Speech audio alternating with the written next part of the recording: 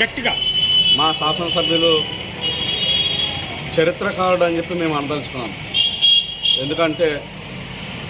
గత ప్రభుత్వం యావత్తు నియోజకవర్గ ప్రజలందరినీ దిగ్భ్రాంతికి గురి చేస్తూ అనేకమైన ఇబ్బందులకు గురి చేసిన చరిత్ర వైసీపీ పార్టీ ప్రభుత్వం అనుకుంటే ఆ ఇబ్బందుల నుంచి, ఆ కష్టాల నుంచి ఈ నియోజకవర్గ ప్రజల అన్ని విభాగాలని కాపాడిన చరిత్ర ఎవరికైనా ఉన్నదని అంటే అది వేగల జోగేశ్వరరావు గారికి అని చెప్పి, అందుకే ఆయన చరిత్రకారుడు అని చెప్పి ఈరోజు అనదలుచుకున్నాము. ఖచ్చితంగా మండపేట నియోజకవర్గం మొత్తాన్ని ఇచ్చిన మాట కట్టుబడి రాజమండ్రి కేంద్రంగా ఏర్పడిన తూర్పుగోదావరి జిల్లాలో 100% విలీనం అవుతుందని చెప్పి ఆయన మీద ఉన్న ప్రగాఢ నమ్మకంతో ఆయన వెన్నంటూ ఉండే అన్ని వేళలా మేము పూర్తి మద్దతును తెలియజేసాం జేఏసీ పక్షాన.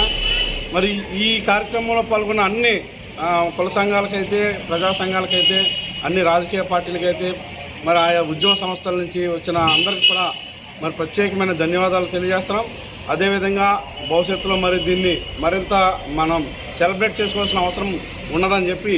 మరి గెజిట్ రాగానే ఎవరైతే పట్టుబేడనే విక్రమార్కుడు చరిత్రకారుడు ఎవరైతే ఉన్నారో మన గౌరవ శాసనసభ్యులు అంచనా కమిటీ చైర్మన్ గారికి ఖచ్చితమైన గౌరవం దక్కించే విధంగా సన్మానం,